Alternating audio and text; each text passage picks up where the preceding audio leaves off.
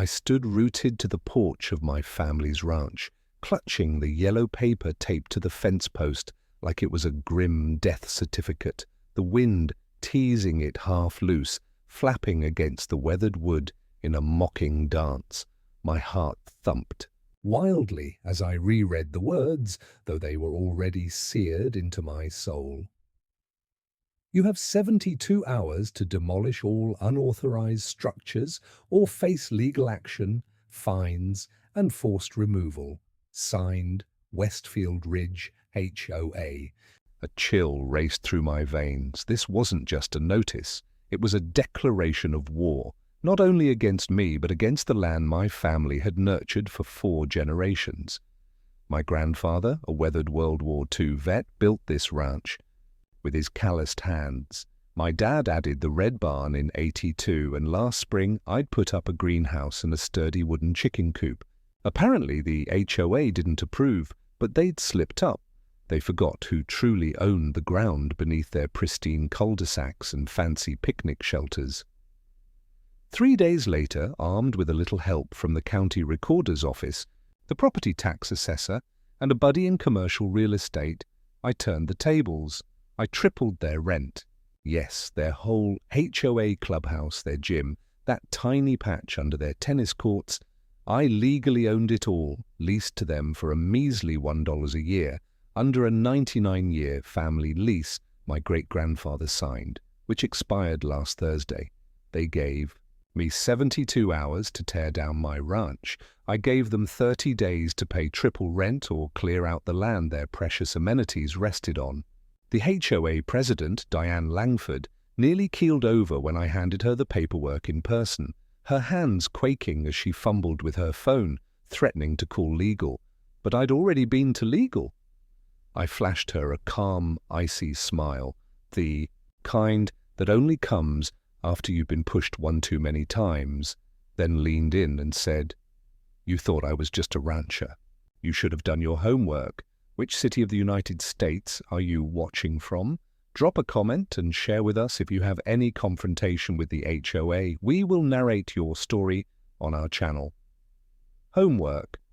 And that's when the screaming started behind the door of the HOA boardroom. But how did we even get here? Let me take you back before the notice, before the threats, before Diane Langford and her HOA henchmen tried to make my life miserable, because this war didn't start with legal documents or triple rent. It started with a horse, a loud rooster, and a cup of lemonade. My name is Travis Carter. I'm 41 years old. I live in Pinewood County, Colorado, just on the edge of the Westfield Ridge community. My ranch is a modest 12 acres.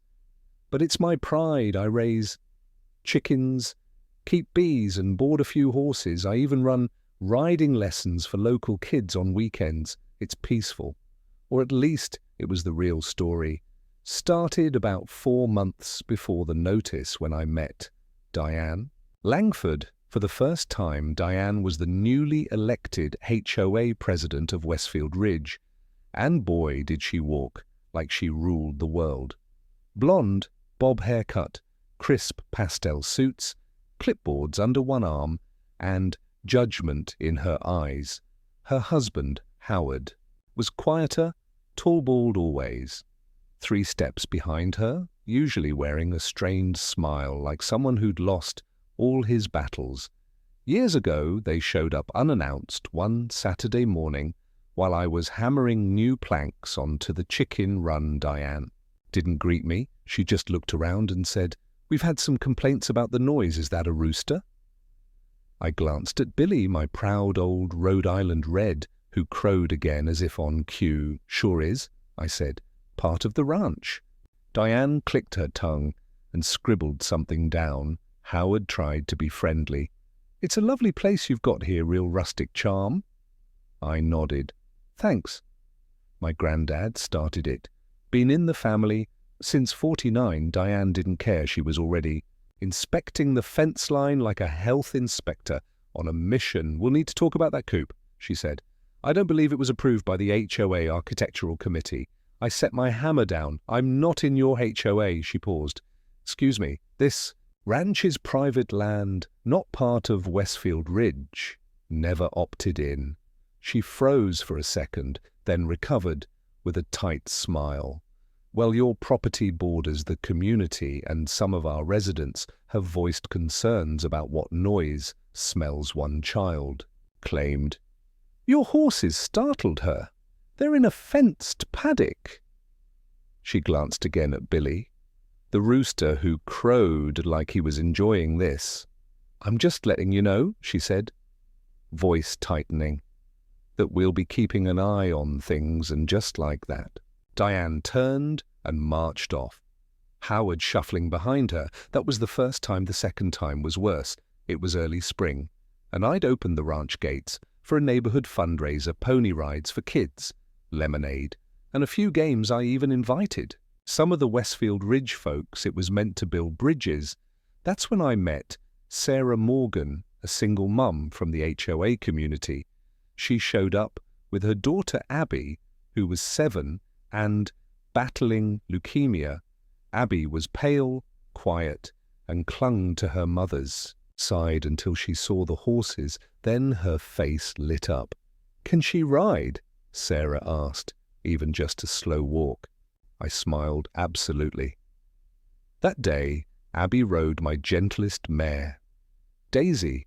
She giggled the whole time Sarah cried quietly on the bench. After the ride, Abby insisted on feeding Daisy carrots. Diane showed up halfway through. She didn't smile, didn't wave. She stormed over to me, red-faced. Travis, did you get permits for this? It's just a friendly community day. You have vendors, you have rides. Do you even have insurance? I handed her a copy of my ranch's liability coverage. She wasn't expecting that. Then I offered her lemonade. She didn't take it. 3 days later, a letter showed up. Violation of zoning codes, unauthorized events, unpermitted structures. It wasn't from the county. It was on HOA letterhead. That's when I knew this wasn't about rules. It was personal. She didn't like the ranch or the animals. Or maybe it was that the kids loved this place more than the HOA playground with its fake mulch and broken swing.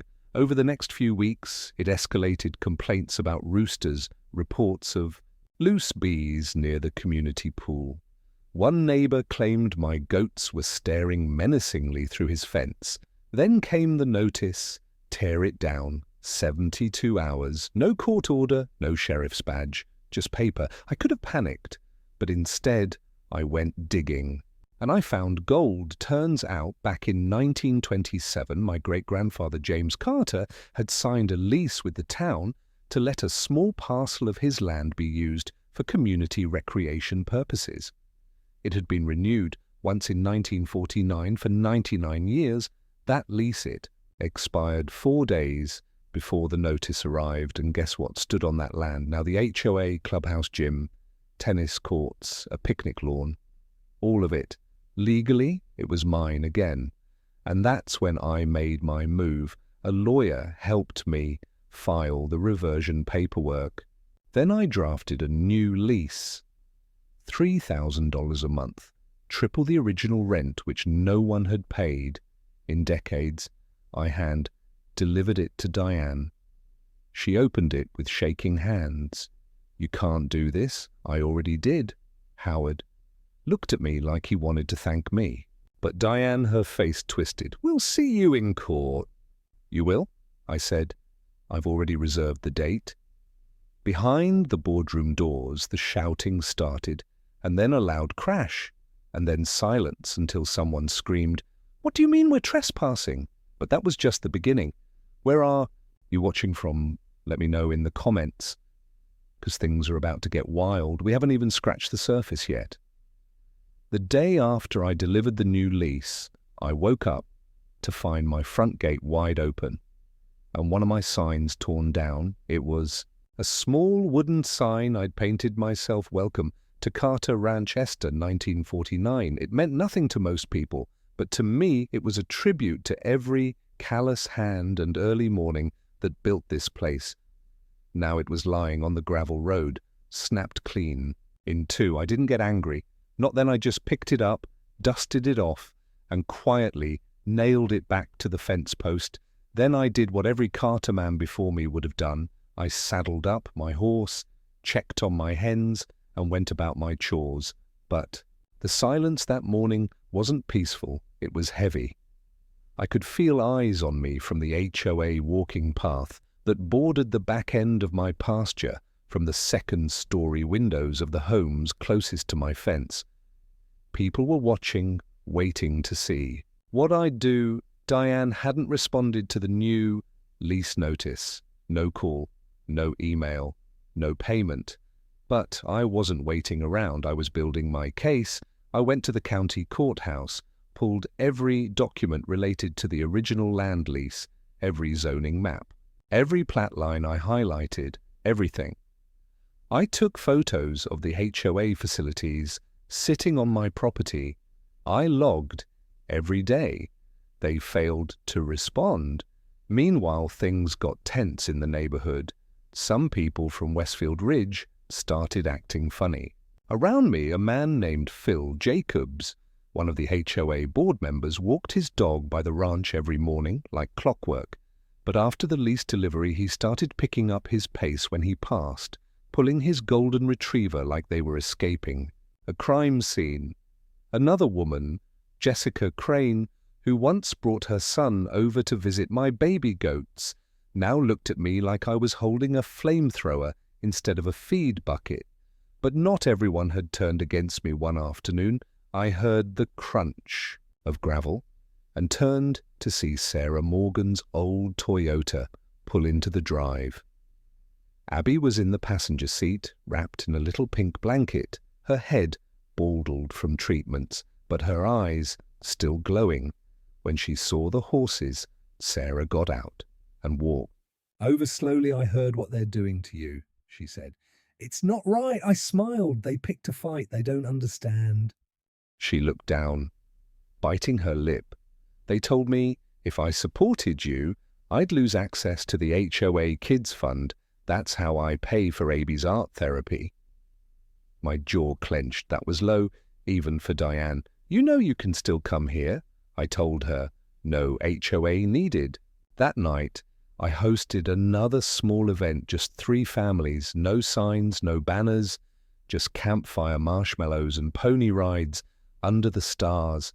I didn't ask for permission, I didn't tell anyone, but I saw shadows watching from across the pasture. And the next morning, there was another envelope. This one was red. It said I was being sued by the HOA for interference with community peace, illegal gatherings and property encroachment. It was a joke, but jokes can cost money. I called my lawyer, Camilla Ortega, a tough-as-nails woman who grew up working cattle in Texas before becoming the sharpest legal mind in the county. She laughed when she read the HOA complaint. "They're shooting blanks," she said, "but they want to scare you, drain you, drag you." "I'm not scared," I said. "I'm just tired." Camilla nodded. Then we fight smart over the next week. We gathered more evidence, photos, records, testimonies from people who'd been bullied by the HOA, and then something unexpected happened. One morning, a stranger showed up at my gate, tall, lanky guy in a Denver Broncos jacket, sipping from a coffee thermos. "You Travis?" he asked. I nodded. "My name's Ethan Wells. I'm a land assessor. Got hired to reevaluate property lines out here." By who, he hesitated. "The HOA." "Of course they think they can redraw the lines," I asked. Ethan chuckled. "They're grasping." But I had to come. He walked the perimeter with me, took notes, but at the end he said, "For what it's worth, your case is solid. If anything, they're the ones trespassing." And I thanked him. He paused before leaving. "You know, Diane's been president here for 5 years, but lately people are talking. Some of them are tired of the drama." I raised an eyebrow. "You mean the homeowners?" He nodded. "There's whispers of a recall vote." That was interesting and something I could use later that afternoon. I drove into town to check on my feed order. When I returned, there was a commotion near the edge of my property. Several HOA members were gathered by the fence line, shouting. As I got closer, I saw two sheriff's deputies standing between them and my ranch hand, Luis. Luis was a quiet guy, mid-30s, reliable. He worked weekends and helped with the horses. He looked shaken. They tried to come onto the ranch. He said, "I told them to stop." One of them shoved me. The deputies confirmed that no one had crossed the actual fence line, but the tensions were rising. "You might want to put up a camera," one deputy said, "or a no trespassing sign." I thanked them, but my gut churned. This wasn't just petty anymore, it was getting dangerous that night. I barely slept. Every creak outside made me get up and look out the window. I kept my rifle nearby, not to use it, but just in case someone forgot that this was still private land. Then came the morning that changed everything. I was out feeding the horses when I heard tires crunching up the gravel. I looked up to see a city vehicle followed by a black SUV. Diane stepped out of the SUV, so did two men in suits. One of them held a file folder. "Mr. Carter," he said, "we've come to serve you with a temporary cease and desist order. The HOA is filing for an emergency injunction. I blinked. "On what grounds? That your land use is causing distress to the community, that you're interfering with community functions, that your structures pose a safety hazard." He handed me the file. Camilla was already on speaker before they pulled. "Away, they're bluffing," she said, "but we can't ignore it." I looked at the papers, and then I looked beyond them toward the clubhouse, the gym and the tennis courts that all sat on land they no longer owned. "All right," I said, quietly, "time to play their game." The next morning I walked to the clubhouse fence with a big white sign under my arm. I nailed it to a post just before sunrise. It read, "Notice private land. Lease terms expired, access revoked. Until payment received, trespassers will be prosecuted." The HOA board met that night in a panic. The next morning, something even bigger happened. Someone had chained the clubhouse doors shut with real iron chains. A bright orange notice was stapled to the door, due to unpaid rent by order of property. Owner Diane called the police, but the police couldn't do a thing, because legally I was right, and that's when she completely snapped, right there in front of cameras, because a local news truck had shown up too. I watched from my fence line arms. Folded. This was far from over, but it was finally my turn to fight back. And the next move, let's just say it was going to be loud and permanent. It was just after dawn when the rumble of heavy machinery broke the silence. The sun was barely peeking over the ridge when I opened my front door to the sight of a bulldozer and two flatbed trucks pulling onto the edge of my property, specifically the sliver of land that extended behind the HOA's beloved tennis courts and gym. They weren't mine. They were sent by Diane Langford, and trailing them like a royal procession was Diane herself, standing tall in her pastel blue pantsuit. Arms crossed, lips tight beside her, was Phil Jacobs from the board and one of the HOA's lawyers, same guy from BR, the cease and desist. Diane was grinning like the devil on Sunday. "Travis," she called out cheerfully, "I'm just letting you know, since you claim to be the legal landowner, we've decided to clean up the place a bit, remove some of your unsightly debris, if that's even allowed." The bulldozer's engine growled to life. I didn't move. I didn't blink. Instead, I lifted my phone. "Smile," I said. "You just officially committed trespassing and unauthorized use of private land." Click! I got it all. The trucks, the people, the smug faces, the timestamp they had crossed onto my side of the line. Now by noon, Camilla had filed a temporary restraining order against the HOA board's executive members, halting all activity near the disputed property, but it was too late for one thing. They had already torn up the west pasture fence, a part of the original Carter boundary line built by my grandfather. When I saw it lying in splinters, something in me snapped. This wasn't just a battle over land anymore, this was war. I called in favors, big ones. That afternoon, 3 massive commercial development survey trucks rolled up my gravel road, followed by a fleet of contractors. These weren't random workers. These were urban developers I'd partnered with during the last real estate downturn, people who owed me more than a few favors. Diane saw them from across the road. She marched back down with Howard trailing behind his face. "Pale Travis," she barked. "What exactly are you doing?" Now I looked at her and smiled. "I'm preparing the land for development." Her mouth opened, closed. "This is ranch land," she hissed. "Was ranch land," I corrected. "Now I'm thinking a few rental units, a little commercial space, maybe a farmer's market, you know? The kind of thing that blocks your tennis court view. You wouldn't." I with the HOA members panicked. Diane's phone rang constantly. I heard her yelling at someone, maybe Phil, maybe the lawyer, maybe the mayor. None of it mattered, because within days, the local newspaper picked up the story. A feature titled "Rancher Fights Back Against HOA Tyranny, and He Owns the Land They're Standing On." And just like that, public opinion flipped. Locals loved it.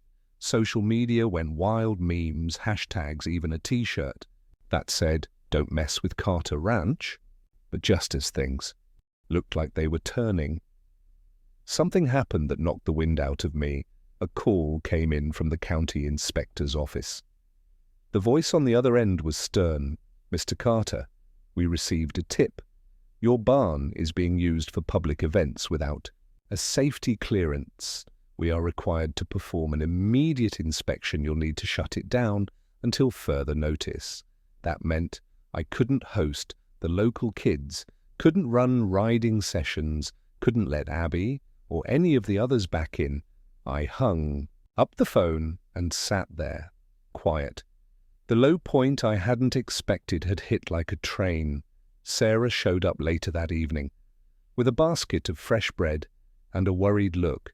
"They're trying to break you," she said, "but you're not alone, Travis." I didn't have the heart to argue. I just looked at the barn, empty, quiet, cold, like they had managed to drain the soul out of it. With one phone call that night, I walked the pasture alone. Just me in the wind, until I saw something in the dark. At first, I thought it was a coyote. But then I heard giggling. 3 teens were on the HOA tennis court sneaking in after curfew. One of them yelled, "This place sucks. Now can't even use the gym. My mum says we're moving." Another laughed, "We should set the dumb place on fire?" They were joking, but it hit me hard. Deanne's choices were hurting everyone, not just me. The next morning, I sent Camilla an email. "Let's go public everything, all of it." She called me 5 minutes. "Later, you sure?" Positive by noon, we had delivered a complete press kit to 3 news outlets, including original lease documents, video of Diane's bulldozers trespassing the torn fence, and even the kids' testimonies about how much the ranch meant. To them, the local TV station ran a prime-time special. That night, the headline community hero, or HOA victim, the Carter Ranch battle that's dividing Westfield Ridge. The story was fair honest. It showed Abby feeding my horse, showed Diane yelling at Camilla on courthouse steps, showed footage of the gym chained shut, and the land deeds I now held within 24 hours. The HOA's Facebook page was flooded. Comments, angry emojis, calls for Diane's resignation. But Diane, she didn't back down. Instead, she doubled down. The very next morning, a moving truck showed up in front of her house. Not hers. Mine. Someone had filed a fake report with a private relocation company claiming that the ranch was being repossessed. They started backing into my driveway. Before I stopped them at the gate, the driver, confused, said, "We got a service order." It said everything needed to be cleared off this land by 400 p.m. I pulled out the deed, showed him. The press article told him the truth. He cursed and said, "Someone's going to pay for this prank." I didn't doubt it, but as I stood there watching the truck pull away, my phone buzzed. "Camilla," she sounded breathless, excited. "Travis, the county just posted the decision." "What decision?" "On the cease and desist." I held my breath. "It's been thrown out," they ruled. "It was based on biased complaints and personal vendettas from the HOA. Your land rights are secure. You're free to resume all operations." I sat down on the porch steps. The barn could open again. The kids could return. Abby could ride Daisy. But just as I smiled for the first time in days, Camilla said one last thing. "There's more." I looked up. "More. They've scheduled a formal investigation into Westfield Ridge. HOA misuse of funds, voter suppression. You started something bigger than you realize." And just like that, the battle had grown into something else entirely. Not just a fight for my land, but for every neighbor who had ever been bullied, ignored, or pushed aside by power. Hungry HOA leaders, and Diane, she was running out of places to hide. The next few days were unlike anything I'd ever lived through. My quiet ranch had become the center of a storm. News vans showed up at dawn. Drones buzzed over the pasture. People I didn't even know were stopping by just to shake my hand and say, "Thank you for standing up to them." But I didn't feel like a hero. I felt like a man hanging on by a thread. I couldn't enjoy the attention, not with the way Diane was moving in the shadows. Despite the public pressure and calls for her resignation, Diane hadn't stepped down. In fact, she'd gone full Ice Queen.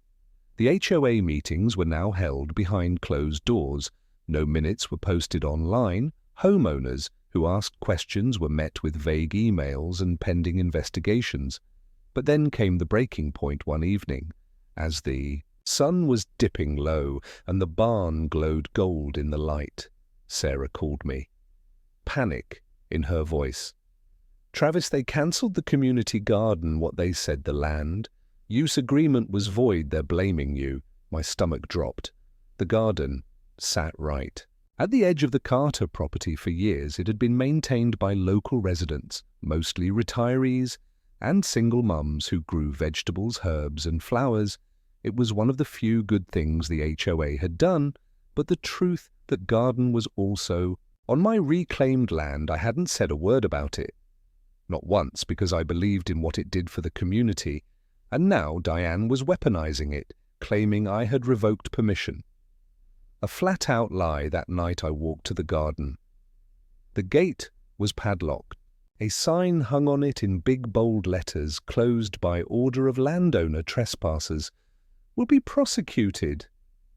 I hadn't written that I stood there, heart through-tooing, as a small group of residents gathered, muttering angrily, "Guess Travis wants to bulldoze everything." I knew he was just doing this for attention. I should have known he'd ruin it for everyone. I turned. Sarah was behind me, her face pale. "You didn't do this, did you?" "No," I whispered. Then I took out my keys and snapped the padlock open. A few people gasped. "This garden is yours," I said, loud enough for all of them to hear. "No one told me you had to leave. In fact, I was going to help fund a greenhouse next season." Someone asked, "But the sign?" I didn't write that Diane did. The silence hung heavy. Then, one by one, people started walking into the garden again, planting, watering, restoring. But that lie changed something. I realized Diane wasn't just fighting me anymore. She was trying to turn the entire community against me, and in some ways it was working. That night, someone egged my barn. The next morning, I found broken beer bottles at the end of my driveway. One had a note stuffed inside. "Not everyone's on your side, ranch." Boy, I handed the note to Camilla. She frowned. "It's time we show them what you're really made of. How we're not just going to expose Diane, we're going to outvote her." That was the plan, according to HOA bylaws. If 25% of homeowners signed a petition, they could force a special election to remove the board President Camila and a few volunteers, including Sarah and Louise, got to work, canvassing door-to-door, house by house. Some people slammed their doors, others signed eagerly. But the real moment of hope came when a woman named Helen Douglas, one of the oldest residents in Westfield Ridge, opened her door. Helen was sharp-wise and not easily fooled.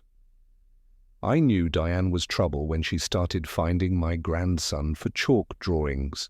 On my own driveway, she said, signing the form without hesitation, "You just make sure you don't become her. On the other side of this, that stuck with me, don't become her."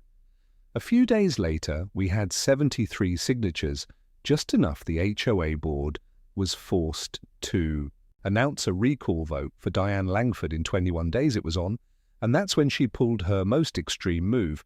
Yet Diane filed a lawsuit against me personally, claiming emotional distress, slander, and loss of community value. The suit demanded $500,000 in damages, $500,000. I read it at the kitchen table, my hands shaking. This wasn't just a power play anymore, it was a full-scale attack. Camilla showed up within the hour. She read the suit, sighed, then said, "We'll crush this in court, but we need to make it public." And so I agreed to one interview. Just one it aired the next night, a quiet sit-down with a local journalist in front of the barn. I told the story from the start about my grandfather, the lease, the threats, the lies, the garden, and finally, the lawsuit. I didn't yell. I didn't cry. I just told the truth. And at the end of the segment, the journalist asked me, "If you could say one thing to Diane right now, what would it be?" I looked at the camera and I said, "I'd say thank you. Thank you for reminding me what this land really stands for, not just tradition, but community, and I'm not going anywhere." Nor the interview went viral. Support poured in. Dozens more HOA residents who hadn't signed the petition before showed up at my gate, asking how they could vote. One woman brought cookies. Another dropped off a jar of homemade pickles. Sarah cried when she saw the line of neighbors asking how to help. But then 3 days before the vote, someone set fire to the tool shed. Behind my barn, it wasn't big, it didn't spread. The fire department got there in time, but the message was clear: this wasn't over. Not by a long shot, and the next chapter would start with a criminal investigation. The sky was still dark when I smelled the smoke, not a campfire, not barbecue, burning wood, char, melted plastic. I threw on my boots and ran toward the back of the barn, where the tool shed sat. By the time I got there, flames were licking up the walls like angry fingers. The air was hot and dry, thick with black smoke. I didn't hesitate. I grabbed the hose and turned it, full blast, shouting for Luis, who came running from the bunkhouse, barefoot, still pulling on his shirt. We fought it for 10 minutes before the fire truck came barreling. Down the drive, the firefighters took over, and I stepped back, coughing, my hands shaking. The shed was a total loss, all the tools, the feed bins, a saddle I'd owned since I was a boy gone. But thank God it hadn't spread to the barn. The fire chief was a guy. I knew Tommy Grant, a good man who'd played ball with me back in high school. He walked up, adjusting his helmet. "Travis, this wasn't an accident." I swallowed hard. "You sure, accelerant?" "Near the door? She doesn't even have electricity," someone said. This, and just like that, everything got real. This wasn't vandalism, this was arson. The sheriff's deputies came out a few minutes later. Flashlights swept the perimeter. One of them found a gas can in the brush, half-melted fingerprints likely destroyed. But that wasn't the worst part. The worst part was the note they found nailed to my chicken, coop scrolled in black marker on a ripped piece of cardboard. Next time we won't miss that night. I didn't sleep. I didn't even sit down. I stayed up patrolling the ranch with my rifle strapped to my chest, flashlight in hand, every creak and rustle in the dark setting my nerves on edge.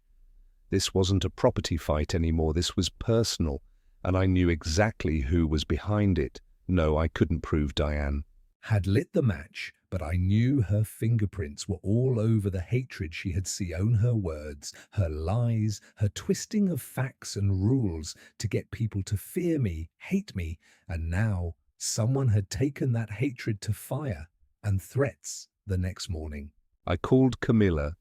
She listened quietly as I told her everything. "We're pressing charges," she said firmly. "We'll subpoena HOA security footage, gate logs, everything." I agreed. But I also told her something else. No matter what happens, I said we go through with the recall vote. She paused. "You sure you're up for that right now, Camilla?" I've never been more ready. 3 days later, Westfield Ridge was swarming with tension. Signs went up, "Vote yes." To recall, Diane flyers circulated, volunteers made calls. Sarah Louise and even Helen Douglas stood at the entrance of the community handing out pamphlets. The HOA board tried to stop it. Phil Jacobs claimed the vote was illegal. Diane posted a video online calling it an attack on order and decency, but it was too late. The residents had spoken and the ballots were printed. Meanwhile, I made a quiet decision. I reopened the barn. No press, no fanfare, just kids. Abby showed up with a sketchbook and a big smile. "Is Daisy okay?" "She's perfect," I said, lifting her up onto the saddle. The barn filled with laughter. Again, Sarah hugged me before she left. "No matter what happens, you gave this back to us," and I held on to that because I needed it. The day of the vote was tense. Cars lined the streets. Neighbors whispered. People who'd barely spoken to each other before stood together in line. I stayed home. This wasn't my election, it was theirs that evening. Camilla showed up with a huge grin and a stack of folded papers. I raised an eyebrow. Well, she dropped them on the table. 76% voted yes. I blinked. She's out, she's out. Diane Langford had been officially recalled as HOA president. I sat down, stunned. It was done. The tyrant was gone. The ranch was safe, or so I thought, because just as we were about to breathe again, Camilla's phone buzzed. She picked it up, frowned, then handed it to me. "It's the county clerk." She said, "You need to hear this." I put the phone to my ear. "Mr. Carter?" A voice said, "We need you to come down to the office. There's been a challenge filed against your property ownership. Someone submitted an old deed claiming that part of your land was improperly transferred decades ago. If it holds, you could lose everything." I sat there, frozen. The war wasn't over. Diane might have been gone, but now someone worse had stepped in to finish what she started. The cold office of the county clerk smelled like dust and old carpet. The fluorescent lights buzzed overhead, and every time a phone rang at the front desk, my stomach jumped. Camilla and I sat across from Mr. Gerald Whitaker, a bespectacled man in his 60s with a comb-over and a serious expression that told me this wasn't a prank. He placed a yellowed, fragile document on the desk between us. "This," he said, tapping it with his pen, "is a title claim submitted by a Mr. Jonathan Langford." My chest tightened. "Langford, as in yes," Gerald said, not looking up. "Diane's husband's cousin. Apparently he claims his grandfather was the original owner of this portion of land and that your great-grandfather's lease expired illegally. If this holds, the last renewal could be considered void." Camilla picked up the paper and scanned it quickly. "This is flimsy at best," she said. "It's a claim without registration, no stamp, no approval. This doesn't even have a proper chain of title, but it's enough to initiate an investigation," Gerald added, and with that the floor seemed to fall out from under me. I leaned back in my chair, heart pounding. All the work, all the fights, all the people counting on me. One man, one old paper, one sneaky cousin, and the whole ranch was back in jeopardy. Camilla took a deep breath and stood up. We'll challenge it. Don't think this means anything, Travis. It's a scare tactic meant to stall you, meant to buy them time for what I asked. She hesitated to flip public opinion, to bankrupt you, or worse, get the land condemned. So the county seizes it for misuse. I didn't speak on the ride home. I just stared out the truck window, watching the fences roll past. The ranch looked peaceful, but I knew better now. This wasn't about fences or pastures. This was about power. That night, I called an emergency meeting, not with lawyers or press or HOA members, but with the residents. I opened the barn and set up folding chairs in a circle. The lights overhead were dim, the air warm with hay and sweat and nervous energy. Dozens came: Sarah, Helen, Phil, Jacobs, surprisingly even some folks who had never spoken to me before. I don't know what Diane told you. I began standing in the center, but someone's trying to steal this land again, and if they succeed, everything we've built here, everything you've helped me defend, will be gone. Murmurs, gasps. Phil stood up. I want to say something, he said. People turned. I was on the board when Diane started all this, he said quietly. I didn't speak up. I let her bully Travis. I let her twist the rules to suit her control. But I've seen what this ranch means to the kids, to the seniors. And I'm done staying quiet. He turned to me. If this goes to court, I'll testify. I'll say everything I saw behind closed doors. It was the first time in weeks I felt like I might breathe again. Others followed. A retired Navy vet offered to help pay legal fees. A young mum said her son with autism had only ever smiled. When feeding my goats, an elderly man said the ranch was the first place he felt like he belonged. After his wife passed that night, I saw it. This wasn't just my land, it was our home, and we were going to fight for it together. The next few weeks moved fast. Camilla filed a counterclaim backed by over 40 signed affidavits from residents we unearthed. Dozens of original documents that confirmed the Carter lease had been legally renewed in 1949 and again in 1988. By my father, the Langford document was riddled with holes. One even misspelled his ancestors' last name, but the legal gears turned slowly. Meanwhile, I received a notice from the county inspector. They would be sending a new team to reassess land use compliance on my ranch, clearly a move instigated by someone high up. When they arrived, 3 stern-faced officials in hard hats and clipboards. I welcomed them politely. They walked. The property took notes, photographed my chicken coop, my bee boxes, even the swing set I'd built near the pond for the kids. Then one of them, a stocky woman with sharp eyes, looked at me and asked, "Is it true your property has been the site of multiple fires and threats recently?" "Yes," I said. "And you've remained open to the public?" "Yes, safely," she scribbled, then looked up again. "That's admirable, but it might count against your land classification. You could be rezoned out of agricultural use." Camilla was standing nearby and stepped forward fast. "That's not legal," she snapped.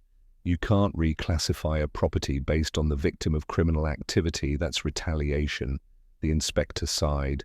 "You're probably right, but we've been told to document everything. I think you have enemies who aren't done yet." Later that day, I received a strange visit. A man in a suit, tall and thin, introduced himself as Mr. Kramer, a land developer. He walked my ranch, slowly, hands behind his back. "Beautiful space," he said. "Open, clean, valuable." I didn't respond. He turned to me. "I represent a group interested in acquiring this land. We're prepared to offer you $4 million cash." I blinked. "Excuse me, we want to build a residential luxury expansion townhomes, some retail, possibly a golf course. Your current situation seems fragile. This could help you walk away with your head high." I stared at him, then I laughed, not because it was funny, but because it was insulting. "No," I said, "you can't buy this, not from Me? Not for any price, he shrugged. I'll leave the offer open. You may feel differently after the court hearing next week. And just like that, he was gone. Camilla called it immediately. They're squeezing you. Threats, legal delay, financial pressure, everything. To break you, I nodded. Then I said, what I hadn't told anyone, if I lose this land, Camilla, I don't care about the money. She tilted her head. Then what do you care about? I looked out the window at the pasture at the end of the day. I just want those kids to still have somewhere to ride. She smiled, then let's win. The week of the court hearing arrived, with overcast skies and a bitter wind. The courtroom was small but packed. Hall members, ranch, supporters, press, even a few council members from town. Jonathan Langford sat at the plaintiff's table, smug, wearing an expensive grey suit and a watch that cost more than my truck. He didn't speak. His lawyer did all the talking. Camilla, calm and poised, dismantled their case piece by piece, the flawed deed, the missing registration, the fake historical timelines, witness after witness, backed us up, and then the judge asked to see the original lease renewals. Camilla stepped forward and handed them over. I held my breath. The judge flipped pages for Ernie a full 5 minutes, then he looked up. Mr. Langford, he said, your claim is denied. Mr. Carter holds rightful and continuous ownership. Court adjourned. The courtroom erupted gasps, cheers, applause. But the moment that stuck with me when I looked over to Jonathan Langford and saw Diane seated behind him, not as a board member, not as a leader, just another angry person watching power slip away. And then, as I stepped out into the wind, Camilla touched my arm. Travis looked. I turned toward the parking lot. A crowd had gathered holding signs. Children in riding helmets, seniors in lawn chairs, teens with Save the Ranch t-shirts, and in the middle, Abby holding a drawing. She'd made a horse, a big red barn, a man in a cowboy hat. She ran up to me and hugged my leg. You did it, Mr. Travis, you saved it. I knelt, tears in my eyes. No, kiddo, I whispered. We saved it. But then, just as I stood, a phone buzzed. Camilla answered, her face changing. What is it? I asked her. Voice dropped. They just sent it, sent. What? She looked up at me, the new rent bill, my brow furrowed. For what? For you, Travis. And that's when I saw it. A new twist, a new move, a new attack.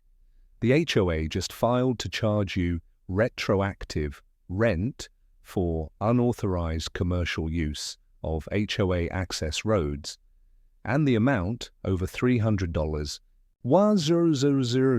The war wasn't over, not yet, they say. Evil doesn't sleep, and judging by that rent bill, neither did the HOA $300,000. That's what they claimed.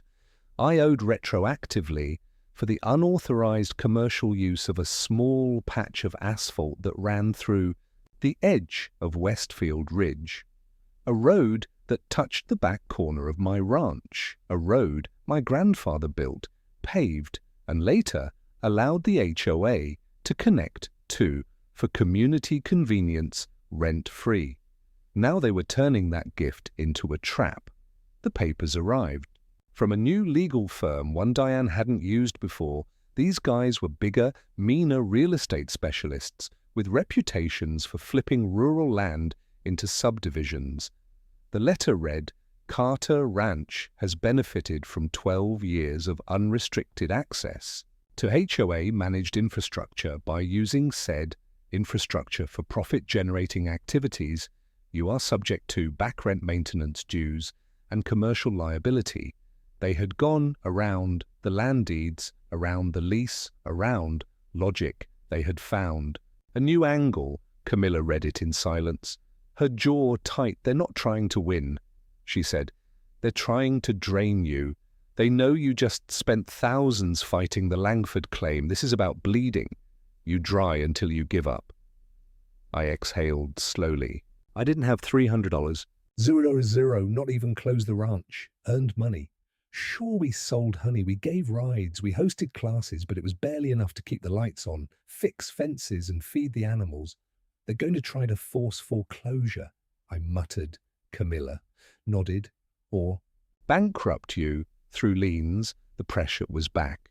And it was worse this time, quiet, legal paper cuts one after another until the whole place bled out, and then a knock at the door. I opened it to find Phil Jacobs standing there, a folder in hand. He looked nervous, sweaty. I did something. He said he stepped inside and laid the folder on my table. Inside were printed emails, meeting notes, internal memos, all from Diane's time on the board. I saved everything. Phil whispered at first because I was scared, then because I knew she wasn't going to stop. Camilla scanned them quickly. "This is gold," she breathed. There were receipts for personal spa trips, charged to the HOA emails discussing plans to sabotage the ranch, even messages admitting the fake cease and desist order was never filed with the city. Camilla's eyes lit up. We can go on the offensive, but I wasn't sure. I was tired. I looked around my home, the walls built by my grandfather, the photos of my parents, the smell of hay drifting in from the open windows. Then I looked out at the ranch, the goats, the chickens, the trees we planted last year, the kids drawing chalk horses on the barn floor. I couldn't walk away. "Not now, let's hit back," I said, so we did the next day. Camilla filed a lawsuit of our own: fraud, harassment, malicious prosecution, retaliatory enforcement. We weren't just playing defense anymore. We named Diane. We named Jonathan Langford. We even named the new HOA legal firm, accusing them of conspiracy to extort under the guise of civic enforcement. And then Camilla called in the final favor. She contacted the local district attorney's office within 72 hours. Diane was subpoenaed not just for HOA mismanagement, but for criminal misuse of public infrastructure, for personal retaliation. The hearing was scheduled 2 weeks later, and in that time the most amazing thing happened. The community stood up. They crowdfunded my legal fees. Within 6 days, the fundraiser had crossed 127,000. 0 people from all over the state sent messages, kids brought letters, local businesses dropped off gift baskets. Even the mayor showed up on my porch with a signed city resolution thanking Carter Ranch for contributions to local heritage and community unity.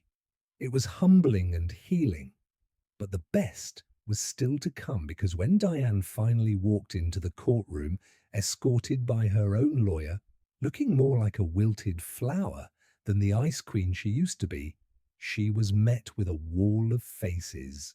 Parents, veterans, children, seniors all standing behind me. The trial didn't last long. The documents from Phil were devastating.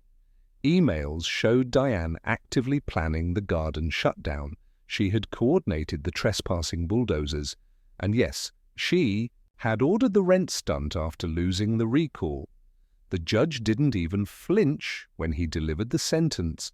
This court finds that the actions of the HOA under former President Diane Langford constitute gross abuse of power, deliberate harassment, and financial coercion. The Carter family will be awarded damages totaling $480,000.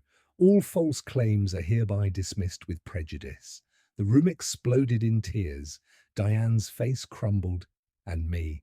I sat back and cried, not from relief, from peace. It was finally over. The land was safe. The barn could stay. The kids could keep riding. And Carter Ranch would live on. 3 months later, a new sign went up near the road. "Welcome to Carter Ranch Community Park in partnership with Westfield Ridge. HOA reformed, where families grow roots." The new HOA president, Helen Douglas, the treasurer. Sarah Morgan. Phil stayed on, too quiet, humbled, and working hard to make things right. We opened the garden again. We added a nature trail, and every weekend Abby leads pony rides with a proud grin under her helmet. As for me, I still wake up at dawn still fix fences, still hear Billy the rooster screaming. His lungs out like he owns the place, but now when I walk that land, I don't walk alone. I walk with a community, a family, a legacy, because when the HOA gave me 72 hours to tear down my ranch, I gave them a lifetime of resistance, and when they tried to triple my pain, I tripled their rent, tripled their shame, and tripled my community in the process. Thanks for listening to my story. Let me know where you're watching from, because this fight wasn't just mine, it belongs to everyone who's ever stood their ground against the impossible and won.